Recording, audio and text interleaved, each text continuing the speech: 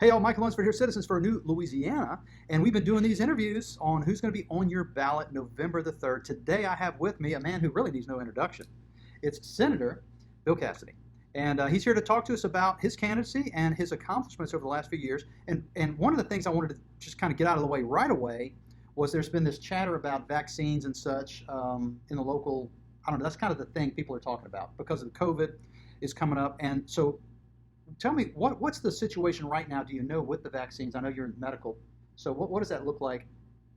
I know the president has been pushing, he says there's one available. How's that look? Two things, Michael, Right. at least two things. One, are they available? I guess Right. the second thing is, will they be safe? And the third thing is, will they be mandatory? Okay. Let's just get it out. It's not going to be mandatory. Right. No one's going to track you down and, oh my gosh, you got to think. It ain't going to happen. Okay. Now, the president's clearly major league invested in getting these vaccines out. Why? He wants to reopen the economy.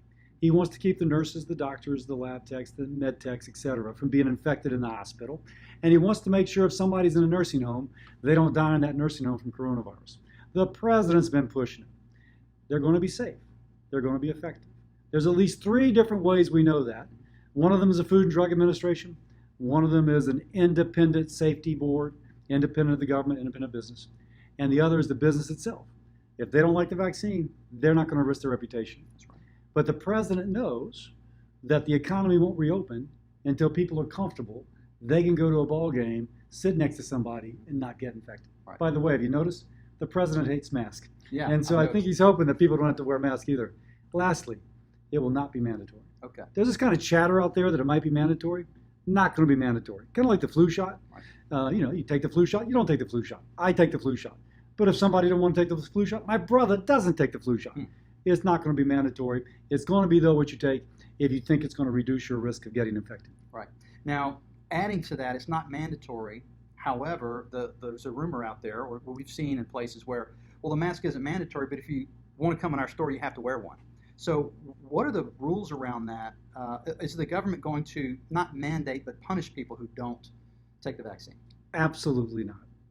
Period. Okay. End of story. It's not going to be like, oh, I have to have identification on my phone to show that I've been vaccinated in order to go into the ballpark. Right. Not going to happen. That's People kind get of a HIPAA worried. thing, right? A HIPAA rule where they're not supposed to know your medical history anyway. Yeah, they can't force you to give that up. Right. So. Now, ideally, what happens is for whatever reason, people have been previously infected. I've been previously infected. The best evidence is that I'm not going to get it again, at least for some time. So we can sit this close and I'm not infecting you. But also, you add the people who've already been infected with the people who do get vaccinated. The infection rate begins to come down so low, people take off their mask, they go sit in a restaurant, and they talk like this, and they don't worry about being infected. That's the goal. And that's President Trump's big-time goal. Right. That makes perfect sense. Now, you just got back from Washington, D.C. You were there just the other day. Yeah. And there was this big confirmation hearing going on. How did that go? Tell us a little bit about that. Amy Coney Barrett is now Justice Amy Coney Barrett, and a native daughter of Louisiana, a fantastic judge, a great legal mind. But when you talk to her, she actually seems like a normal person. And the mother of 7, 2 of whom are adopted from Haiti, one of whom has a special need. And she just sits there and she has such a presence. I'm sure it's just kind of, grounded in her faith, in her commitment to family, in her commitment to our country. But when you're with her, and all those Democratic senators were so aggressive and they just wanted to attack her, and she was like, no, Senator, I'm not going to agree with you. I think you're wrong on that. Somebody said if you grow up with 9 kids and if you have 7 yourself, you better be calm or else you're crazy. But you had that sense that she was that. Most importantly, she's going to serve our country well. She will. I believe so. I will also say, you like different perspectives. If you're a working mom and maybe a bunch of kids, or maybe not, and you want to have a Supreme Court justice that knows your struggles, and what does the law really mean in this context? Right. She brings that. She does. And you saying that, I hadn't thought of that. She is like the only mother with a number of children that's on the Supreme Court. Ever. Possibly ever, yeah. But one of them's disabled. Oh, It's a multiracial. And so she's, again, got a perspective that I think broadens the perspective of the court. Right, I agree. That's great. Now, she says, I'll put aside my feelings and only rule in the law, but her feelings are informed by a life experience that will add tremendously to the court. That's fantastic. Now listen, we're in Louisiana. We're oil and gas country. We've got these people on the other side who want to mandate all these crazy shingles and all this, the Green New Deal we'll call it, where you can't fly anywhere, you can't drive anywhere, you have to take, I don't know how you get places, I guess you walk or ride your bike. So that's come out of the other side. That's one of the major planks, maybe the entire platform of the other party. How does that affect Louisiana? And more importantly, what are you doing to help our oil and gas industry here in Louisiana? What does that all look like? Joe Biden tipped his hand in the last debate. I'm going to quote, transition from oil and gas. Transition from the 200,000 jobs that creates here in Louisiana, the 11 million jobs it creates throughout our country. And it's not just the wellhead, the pipeline, the LNG export facility. It is also at the petrochemical plant or the refinery that is on the river parishes, taking this natural gas, turning it into the plastics that we use from everything, to protect our phone, for our pens, for our eyeglasses, you name it. Somehow, Biden doesn't realize you can't make plastic with sunshine or wind. It actually takes natural gas or oil to do that. Now, he was in favor of putting up all these plastic barriers between people, and then he wants to get rid of the industry who's responsible for making plastic barriers. Isn't that something? Some people on the left think you get electricity by flipping on a switch, not realizing there's an incredible power generation that comes behind it. By the way, I am concerned about climate change. I think we should all be. But natural gas is part of the answer to climate change. If China is using Louisiana natural gas instead of Chinese coal, their greenhouse gas emissions go down just as the United States greenhouse gas emissions have gone down as we've transitioned to natural gas. So if you want to lower global greenhouse gas emissions, use Louisiana natural gas. That's right. It creates American jobs. It not just at the wellhead, but down to the export terminal, etc. But it also cleans up the air that is polluted in China, but that we breathe here. Right. Now, for some reason, Mr. Biden doesn't get that, and he's willing to destroy all these jobs, and that would be a tragedy. It would be. Now, back to the COVID situation, one of the other major talking points is we have to have these plans to safely reopen schools, and we're doing that in Louisiana. My son's going back to school now.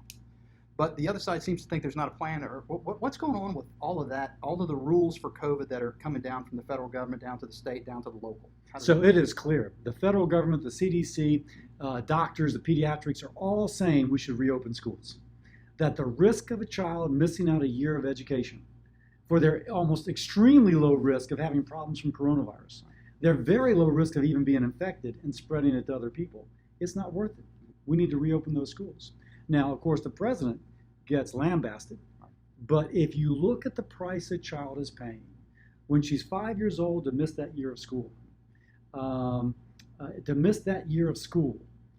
is a year she'll never have back.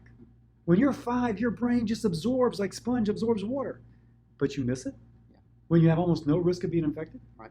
Your mama can't go to work because she has to stay at home with you. So maybe your family's not doing as well financially because mama can't work. That's right. By the way, the employer doesn't have that good employee, so they don't expand as much. Right. It ripples out. You put that child back in school, better for the child, better for the family, better for our society. The Trump administration is about that. I'm about that. I think we need to do that. Yeah, our economy is our number one thing that keeps us all going. And I know that in Louisiana we've been locked down. It has really crippled our economy. So hearing that, and a lot of people don't realize that kids not being in school means a parent has to be with them. It does directly affect our ability to have a great economy. So and by the way, the less well off, the less likely they have fiber optic broadband, right, and the less likely the family is computer literate. So even if you give them a Wi-Fi, if the family's not used to popping open their computer and logging on and doing things online, the child misses out. So it is the most vulnerable in our population who end up suffering the worst. We need to reopen those schools. Absolutely. Well, look, this is kind of towards the end of our video, so this is the time to talk directly to the voters and let them know what have you been doing in D.C. these last 6 years, and what do you plan to do moving forward? Thanks. Hey, thank you all for watching. For the last 6 years, since I've had the honor to represent the state of Louisiana in the United States Senate, I've worked for you. I've worked for you to increase economic opportunity. For example, making it easier to build these LNG export terminals that put tens of thousands of people at work, not just in the construction site, but also purchasing the gas in North Louisiana that goes through the pipeline in central Louisiana to the LNG export terminal in South Louisiana, to try and preserve our offshore oil and gas industry, which has been really hit hard. How do we help it get over this rough patch that has been caused by COVID? Also work to make your health insurance more affordable, your drugs more affordable. President Trump, I had the honor of him saying publicly that I'm his go-to guy when he wants to know something about healthcare. And my one message for the president is give the patient the power. So since then, he's working to create price transparency, to do away with surprise medical billing, and to help you get your prescriptions cheaper at the drug counter than you've got before. And then we have to look to the future. How do we restore priority for Americans who, because of the coronavirus crisis, they've lost their job? Clearly, the president and Congress have attempted to support the economy with the stimulus checks, but also the help for the employer. But we need to think about maybe an infrastructure package going forward. Wouldn't it be great for Lafayette if we had I-49 completed? For the whole state if we had a Calcasieu River Bridge and a new Mississippi River Bridge in Baton Rouge, and in Shreveport for I-49 North. JP for that flyway to the airport, and for central Louisiana to have an I-14 east-west. We need a big infrastructure package to get people back to work, to create demand for our products, and to also do a favor for the future so they're not fighting the same problems as we. I've had the privilege of representing Louisiana for 6 years. I ask for 6 more to keep on representing you, to do good things for our state, good things for our country, and good things for you. Well, excellent. And real quick, I know folks might want to get in touch with you, not that they can't find you, but what's the website and social media? Yeah, so you can go to billcassidy.com. Our Facebook page is Bill Cassidy, and surprise, surprise, our tweet is Bill Cassidy. And so you can go at Bill Cassidy and you get almost anything. Really hard to find. Really hard to find. And so, and really need you to turn out. We want a President Trump for president with a Republican Senate. So if you can help reelect President Trump and help reelect this Republican senator and this Republican senator, I would really appreciate it. All right. Well, thank you, sir, for coming in. It's a pleasure to chat with you. Thank you, Michael. Appreciate it, man.